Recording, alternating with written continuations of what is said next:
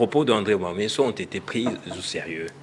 C'est ça le grand problème. Et j'appelle la population à bien suivre la ligne de Dr Denis Mukwege, mais également de beaucoup lire. C'est ce que Denis Mukwege publie chaque jour. Les actions de Mukwege ne sont pas isolées. Elles sont publiques. Je parlais de la déclaration du 27 juin 2025. Il y a aussi la déclaration du 29 novembre, récemment ici, qui déballe l'accord, qui met à nu l'accord, les imperfections qu'il y a dans l'accord de paix. Ouais. Et donc, nous, Mukwegistes, nous ne sommes pas... Nous sommes en train de suivre la situation de loin. Dr Denis Mukwege n'a été sollicité ni de près ni de loin par rapport à ce qui s'est fait à Washington et à Doha. Surtout que, depuis le début de ces hostilités, Denis Mukwege était parmi les rares Congolais qui a demandé au gouvernement de la RDC de Kinshasa de ne pas négocier ni avec le Rwanda, moins encore avec les M23, parce que le Rwanda n'était qu'un proxy téléguidé de ceux qui veulent avoir accès illicitement et illégalement sur nos ressources naturelles, surtout en particulier les minerais stratégiques qui sont indispensables aussi pour la transition énergétique dans le monde. Nous avions dit à ce qu'on trouve le mécanisme. C'est là que Dr Denis Mukwege a même proposé la tenue de la conférence internationale sur la paix en RDC qui allait avoir comme objectif de revitaliser l'accord cadre d'Addis Abeba. Parce qu'à Addis Abeba, on avait eu tous les acteurs majeurs. Les pays occidentaux, propriétés des multinationales, avaient participé, avaient pris des engagements et avaient décidé d'accompagner la RDC pour la mise en œuvre de cet accord d'Addis Abeba. Malheureusement, la RDC, le Rwanda, le Burundi, personne n'a respecté les engagements qui ont été les siens. Voilà pourquoi Denis Mukwege demande à ce que nous puissions revenir sur cet accord-là pour que les acteurs majeurs de ces conflits soient pris en compte. Vous savez que ce n'est pas seulement les Rwandais qui nous attaquent. Lorsque l'M23 est arrivé sur notre territoire, ils sont venus de l'Ouganda. Ça veut dire que l'Ouganda joue un rôle majeur dans ces conflits. On parle toujours que les forces burundaises sont sur notre territoire. Il y a aussi les rebelles burundais qui sont sur notre territoire. Il y a les Burundais, les rebelles ougandais qui sont sur notre territoire. Donc, il fallait prendre le problème dans sa globalité pour toucher au fond du problème et y trouver des solutions. Et Denis Mukwege avait donné toutes ces propositions-là. Malheureusement, le gouvernement a vu autre mesure et a décidé d'aller à Washington. Alors, on va se dire qu'ils ont consulté la Fondation Panzi, ils ont consulté Dr Denis Mukwege, c'est de la contre-vérité. Nous sommes étonnés de voir qu'au plus haut sommet de l'État, on peut tenir des contre-vérités. Mais qu'est-ce qu'il vous reste à faire maintenant? Pourquoi pas saisir la justice justement pour diffamation? Et donc, c'est un peu ça ma réflexion, je vais revenir sur ce que vous dites. Pour revenir à ce que M. Mouya a dit, disant que l'accord de paix n'a à rien violé la résolution 2773.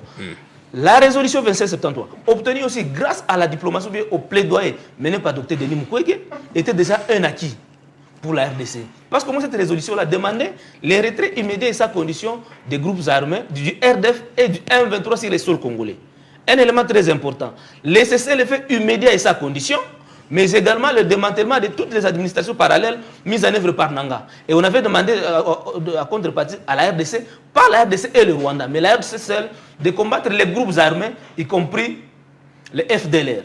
Mais quand vous allez signer les accords, en lieu et place d'insister sur les retraits du M23, vous dites dans l'accord que la RDC va neutraliser les FDLR dans une opération conjointe avec les RDF, donc l'armée rwandaise. Ça veut dire en d'autres termes que vous avez légitimé la présence de l'armée rwandaise sur le sol congolais. Pendant qu'on demandait les retraits, l'accord n'a pas reconnu que les RDF est sur le sol congolais. Ça, c'est déjà un problème. Notre langage à l'interne, qui a toujours été que nous sommes agressés par la RDC. Ce langage-là, la RDC est agressée par le Rwanda. Ce langage-là a été élagué dans les documents. Et qu'est-ce qu'on a dit? Que la RDC, que le Rwanda a pris des mesures défensives contre la RDC. Et pour que ces mesures défensives-là soient levées, il faut que nous puissions, en symbiose avec le Rwanda, neutraliser la RDF. Ça, c'est déjà un problème. Donc, pour que le Rwanda puisse se retirer sur le sol congolais, il y a un conditionnement. Alors que, dans la résolution 1973, il n'y avait pas eu de conditionnement, c'était immédiat sa condition. Qu'est-ce qui prime entre l'accord de Washington et la résolution 2773? C'est ce qui prime, ouais. Ce qui est plus puissant, ce qui est plus efficace, c'est la résolution. Ce qui a notre avantage, je comprends que c'est la résolution 2773. Mais qu'est-ce qui est censé primer? Ce qui est censé primer, c'est la même résolution 2773. Vous savez pourquoi la résolution 2773 prime l'accord de paix de Washington. Oui. Au moins avec la résolution 2673, M. Larousse Mouya, nous pouvons demander au niveau du Conseil de sécurité des Nations Unies de déclencher même le chapitre 7 de la charte de l'ONU qui fait recours à l'imposition par la force de la paix. Mais avec l'accord de paix, on ne peut pas brandir ça au Conseil de sécurité des Nations Unies. Je vais vous dire une chose. S'il vous plaît, laissez-moi terminer. On ne peut pas demander à travers l'accord, tellement que c'est en bilatéral entre la RDC et le Rwanda. La communauté internationale n'y a pas pris part. Voyez. Par contre, à Addis Abeba, l'accord d'Addis Abeba signé en 2013, la communauté internationale, l'ONU, l'Union européenne, l'Union africaine avait pris des engagements pour la RDC. Même la RDC elle-même, messieurs les journalistes, n'a pas pris les engagements pour elle-même à Doha et à Washington.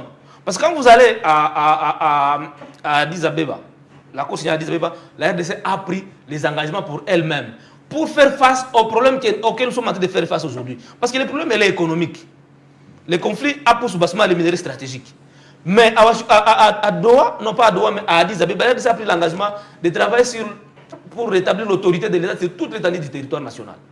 Un élément très majeur.